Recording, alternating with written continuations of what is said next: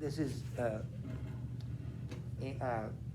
11th Honors Lit, and we're going to be doing a poem by William Blake. I was just announcing that the day that you turn your paper in, next Wednesday, we're going to talk about your paper, or you're going to talk about it. So just be prepared to share what you said in the paper, not read it, but share it.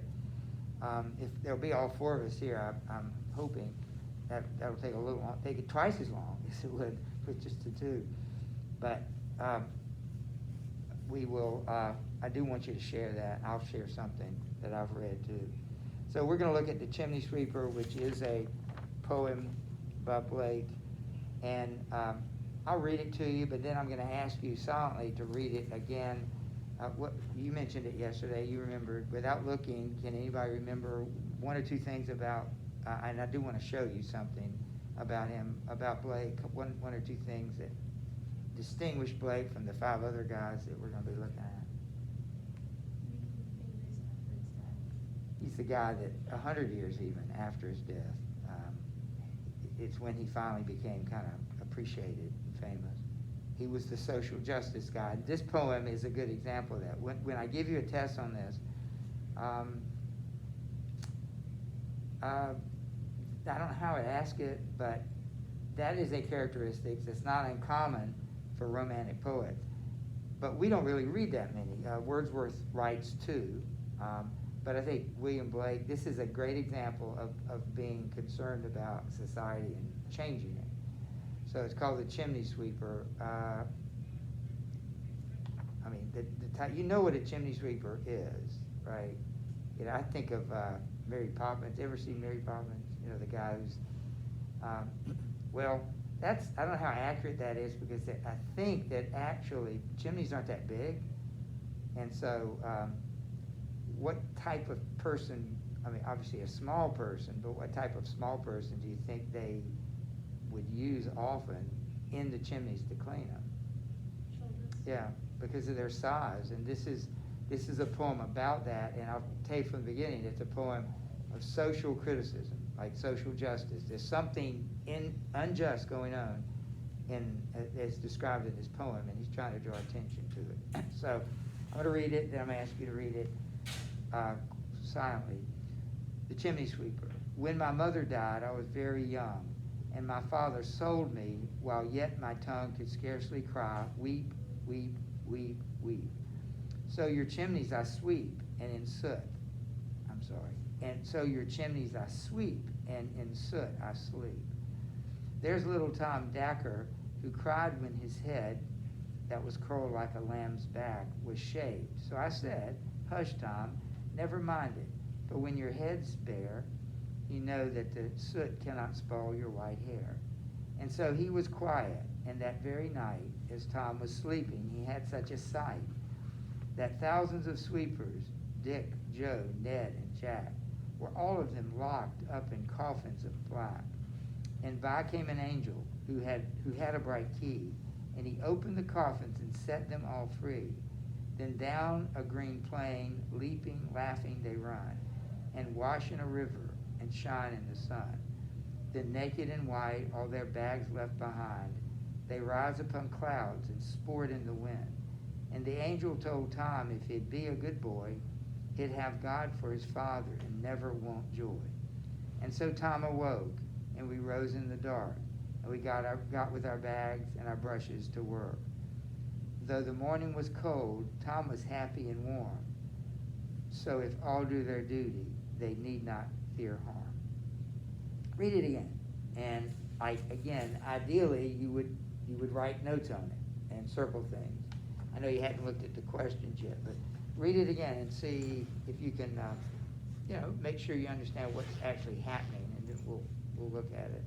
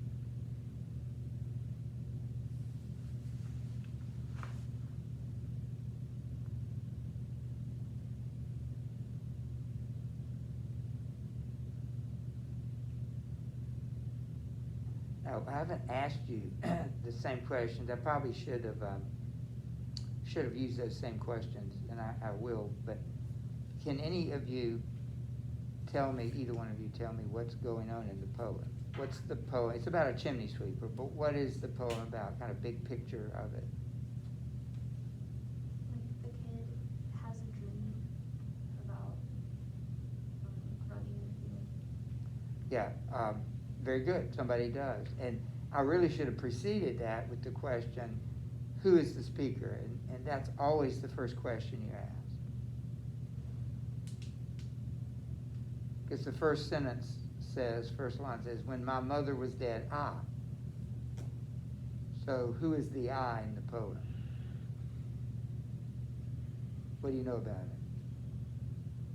He's another chimney sweeper. He's the chimney sweeper, right. What do we know about him? And I'm really, if you're looking at question number 1, it says, describe the boy who speaks in the poem. How do his and the poet's attitude toward his lot differ?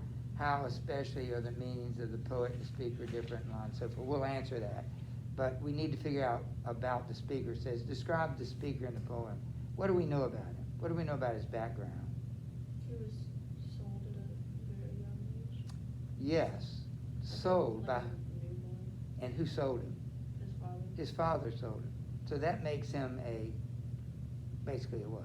If you are sold and bought as a person, you are a slave. His mother died, and now he has no father. So what do you call him then? Basically, he has no parents. He's an orphan. So and he's a child. Think about where he stands in the the hierarchy of society. Is there anything lower than a child who has no parents and is a slave? So he's about the bottom of it. What seems to be his attitude in the poem? Even though that's true, did you pick up yet on an attitude? Like, even though he's a slave, he's an orphan, and he's a child, he also kind of surprising attitude for someone in that situation. He's very, he just kind of sucks it up, and he's like, almost like we're not making fun, but just like telling Tom to like stop crying, so he's, Like he's fine with it. right, Right. like he's used to it. That's really good. He certainly has to put up with it. There's no complaining, for one. And he seems to be encouraging this other kid. So he has kind of a bright attitude, a positive attitude. He's a positive thinker. Let's look at that first stanza in just a minute. Do you see some ironies in the way it's written? Like, what did he mean in line 3 when he said, I could scarcely cry, weep, weep, weep, weep. So your chimneys I sweep, and then soot, sweep, and in soot I sleep. By the way, look at what his life is. He sweeps chimneys all day, and when he sleeps, what does it suggest when it says in soot I sleep? He's really, or he sleeps in, it's just really dirty. Yeah, did he bathe when he got home, or does he bathe when he gets up? So he's permanently covered with soot. How healthy is that? No. Yeah, can you imagine if they don't die of suffocation and falls and all sorts of things? Can you imagine what their lungs look like? They're not smokers, but they're breathing in soot. I would say it's like a death sentence.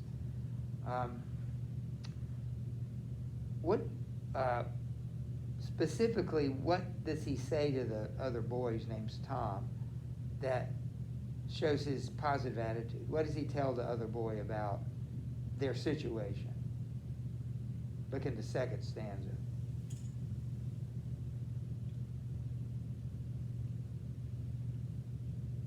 Just to not think about it, and that like, even though he has to like,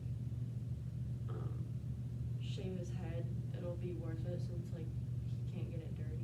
Yeah, and so that's what you said earlier. It's like he's a hopeless, what's the word?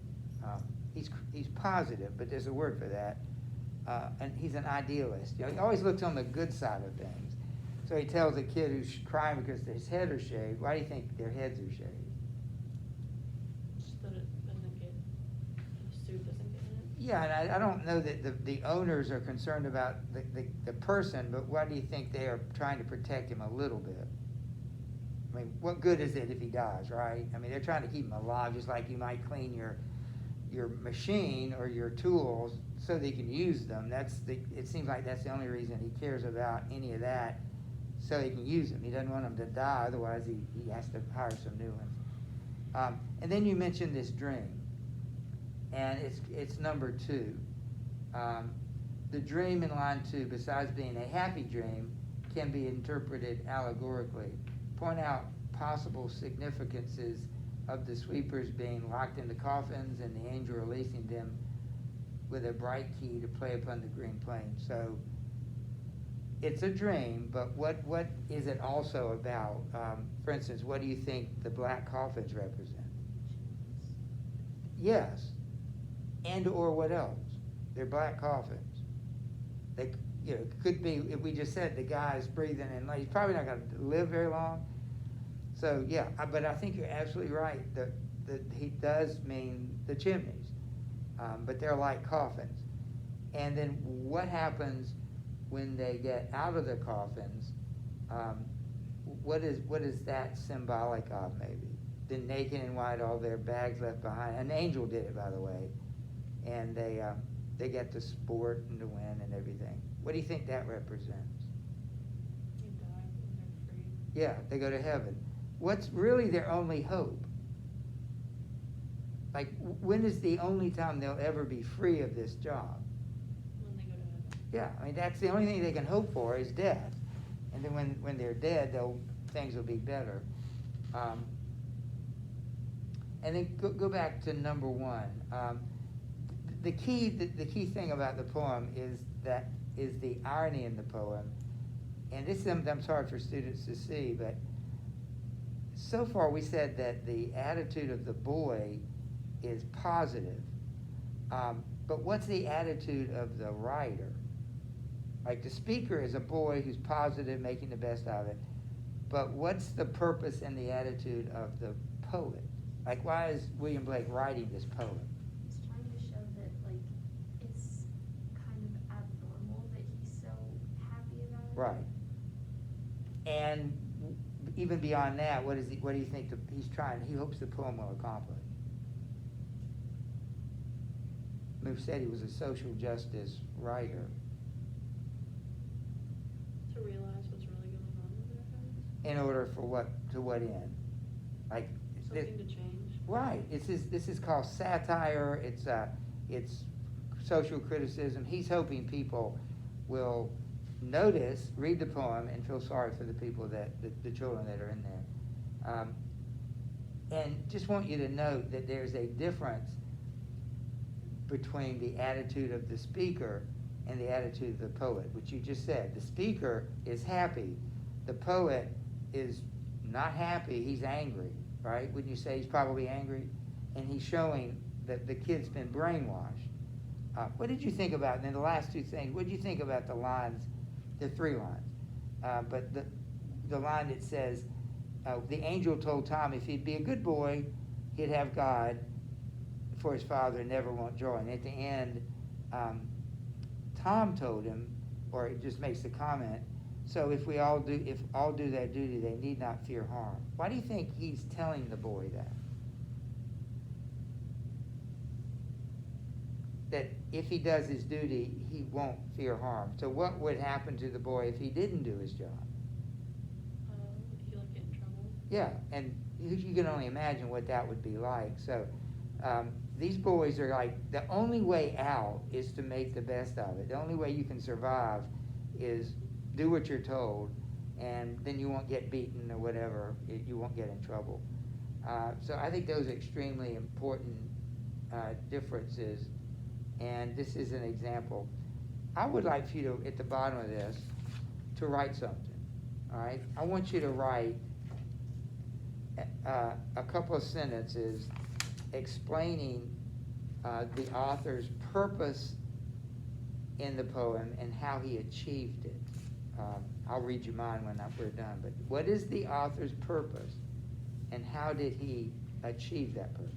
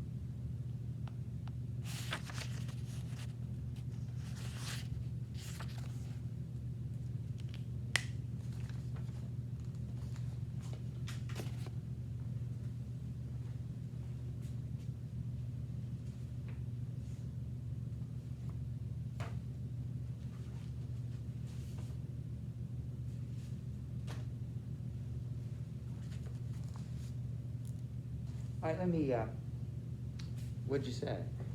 How would you say it was about? He said the author wants to draw attention to the abnormality of the kid's thought process. So like, no kid should be looking forward to death just because of their job or like what they're stuck doing. So like, he hopes that people see why it's wrong and like change. Yes. Very good. How about it, Aurora? I said I think the author's purpose was to give awareness to how chimney sweepers really feel, especially children. It's to show that even death is more enjoyable to them Wow. than for being alive just because of their job. Yes, I wrote very similar. Blake's purpose is to expose the terrible treatment of children who are chimney sweepers, buying orphans, shaving their heads, exposing them to deadly soot in dark chimneys. It's heartbreaking to hear the young speaker's own words, the lying propaganda of the men who buy them and misuse them. They're the ones that told him, listen, you're going to go to heaven if you obey me. So that was a way to kind of brainwash him. And by the way, one last thing. The third line of the poem, he says, I could scarcely cry, weep, weep, weep, weep. Explain what does he mean? I could scarcely cry, weep, weep, weep, weep. What is he saying?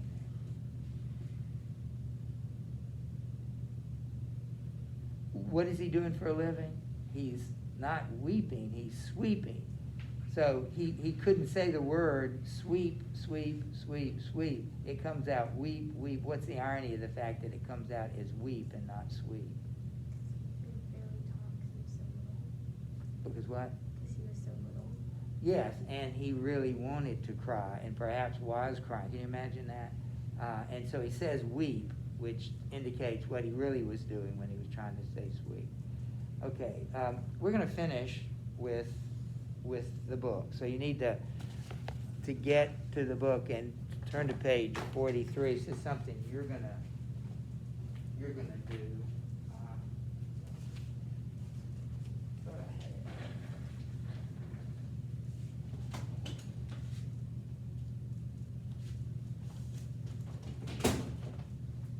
So we're gonna switch from Blake to Wordsworth, and there are 3 poems we're going to do by Wordsworth. And I'm going to start with I Wandered Lonely as a Cloud. And Aurora, would you read this for us? It's on page 43, runs over to 44. I wandered lonely as a cloud that floats on high over valleys and hills, when all at once I saw a crowd, a host of golden daffodils. Beside the lake, beneath the trees, fluttering and dancing in the breeze, continuous as the stars that shine and twinkle on the Milky Way, they stretched in never-ending line. Along the margin of a bay, 10,000 saw I at a glance, tossing their heads in sprightly dance. The waves beside them danced, but they outdid the sparkling waves in glee. A poet could not but be gay. In such a jocund company, I gazed and gazed, but little thought what wealth the show to me had brought. For oft, when on my couch I lie, in vacant or in pensive mood, you flash upon that inward eye, which is the bliss of solitude, and when my heart with pleasure fills and dances with the daffodils. All right, so you're going to read it again, but this time you've got questions with you. You can even talk with each other if you want to do it together. See what you can do with these poems. Wandered lonely as a cloud, 6 questions.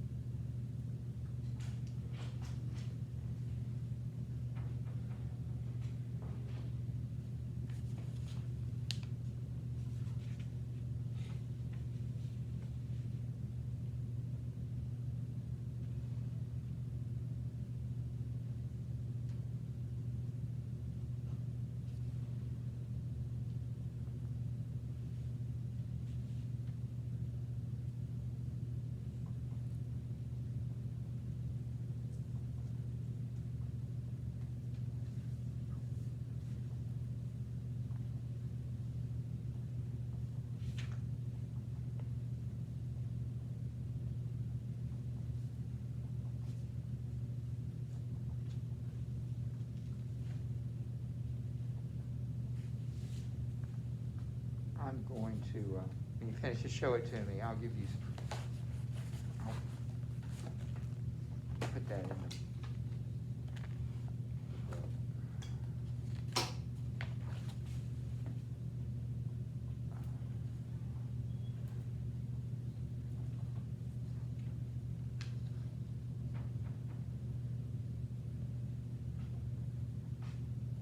Don't forget, you have vocabulary due when we come back. And I think I put the quiz on there, so the quiz is a week from Tuesday. I think I mentioned that. You got it.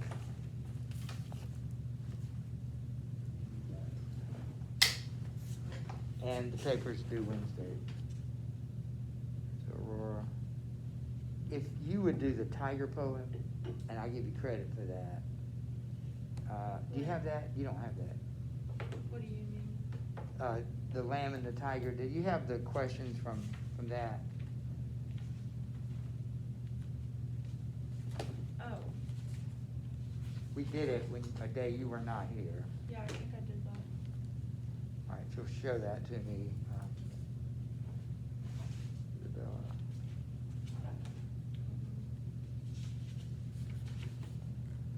All right. Let's take a look at this poem. Wordsworth was the guy. There are two poems here that kind of are social criticism, but this is not one of them. And mostly he deifies nature. He worships nature. So the question is, describe the speaker. Would you do that, Isabella? And the occasion. I said that he seems like relaxed and happy. He's like thinking a lot. Yes. Would you, Aurora, want to add anything to that? I said he's someone who's lonely and he likes to admire like the outside since it brings him joy. Okay, so how do we reconcile those two things? They're actually both true. He is lonely at the beginning, and what'd you say, lonely, and did you say something else? Just lonely and vacant. Okay, he's that way at the beginning. Where else is he that way? Like he's at the beginning. Middle He's of the poem, what? like in the middle. Well, look at the very last stanza. For often on my couch I lie in vacant or in pensive mood. So at the very beginning, 1, 2, 3, 4 stanzas. In the first and the fourth stanza, he's not so happy. Where's he happy? At the end. And where else? I've said he was lonely at the beginning, and he's Like he gets happier as it goes. yeah. So at the beginning he's lonely, and he becomes happy. At the end he's lonely again, and he becomes happy. In both cases, what causes the change? Like yeah, nature. Nature. Is it the same thing? Like in the first case, it's nature that he's looking at, right? What about the second time? He's not out in nature. The stars and But in the second time, when it says he's on his couch, he's not outside wandering by a lake. He says he's on his couch. He's not outside. So what is it that causes? But at the end, he says, "My heart with pleasure fills and dances with the daffodils." So what makes him happy at the end? Thinks about nature. When he thinks about nature. Yeah. What do you think? And I'm kind of skipping to number 5.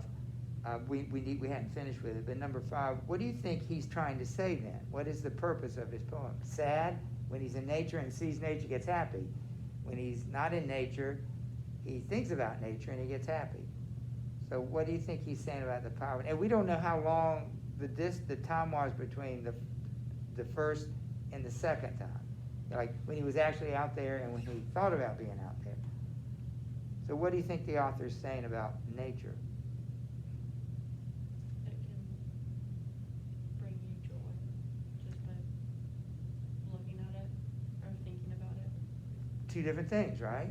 You can actually look at it and you can think about looking at it.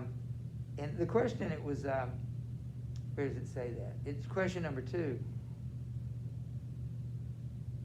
is, does it have the same effect on him? Yeah, it kind of does, right? It with pleasure. Which is one stronger than the other? When it's in nature. When he's in nature? Why do you say that? It has a longer description. Yes, and he says, I gaze and gaze, but little thought what wealth to show to me is broad. What did he mean by that line? I had little thought what wealth. He looked at it, he enjoyed it, but he admits what's missing when he looks at it. He says, I little thought what wealth to show to me had brought. What's he admitting of? Like, isn't he sort of admitting that he didn't appreciate how valuable this was at the moment? When does he appreciate how valuable it is? When he thinks about it. When he thinks about it later. So in some sense, that is a more powerful effect than the actual scene of it. So if you could broaden that to say, what do you think nature has the ability to do for us? And not only it changes our mood, but what also does it change? And you mentioned it earlier, you actually said it, the mind. So the effect of nature on the mind, are you familiar with, it's not here, are you familiar with Philippians 4, I think it's 13? Philippians 4:13. I think that's it. I need to make sure that's the reference. We're going to run out of time. Be anxious about nothing, but in everything, through prayer, supplication, and thanksgiving, let your request be made known to God, and the peace of God will keep your heart and mind in Christ Jesus. So how valuable, what I'm getting at is it seems like nature has the ability to transform the mind. And how valuable are your thoughts? Like, have you ever thought about what you think about? Like, do you ever not want to think about certain things? And what I'm getting at is, I think the poem is saying is, you can change your mind. You can train your mind. I've learned the power of that I can't always get out in it. I can't always escape, the situation, but I have the ability to think about it. So it seems to me, have you ever seen a bad movie or something and you go to sleep and have a nightmare or something like that? Do you see how powerful the mind is and how powerful what you see is? It can affect your sleeping that night. Hours later, you're still thinking about it. It's over. You rode on the roller coaster last week, but you go to bed at night, you're still kind of scared about it. Or maybe the opposite. Maybe you really like it. But I think it's the power of the mind. And what is one of the characteristics of Romanticism about, remember it says the imagination over reason. And so I think this poem partially talks about that, how important the imagination is and what you think about, and nature has the ability to change that. And one last thing, would you rather go to any place, but just take school, would you rather go to a school like that is attractive, or would you rather go to school that's ugly and not well kept up? I think I know the answer, but have you ever thought of it? I've been to those other schools that just kind of depressing. You drive up to the front door. I've taught in some of them, and it's just depressing. The place is just really ugly. Caldwell never does that to me. It's always attractive, and I think this poem sort of talks about how important beauty is and nature is to the mind. So I'll go ahead and give you credit for that. And you have paper due and the quiz next week. And This is mine. yeah. Okay, I'll take care of that. Have a great weekend. Sierra's not here. Aurora is. She's. All right, we'll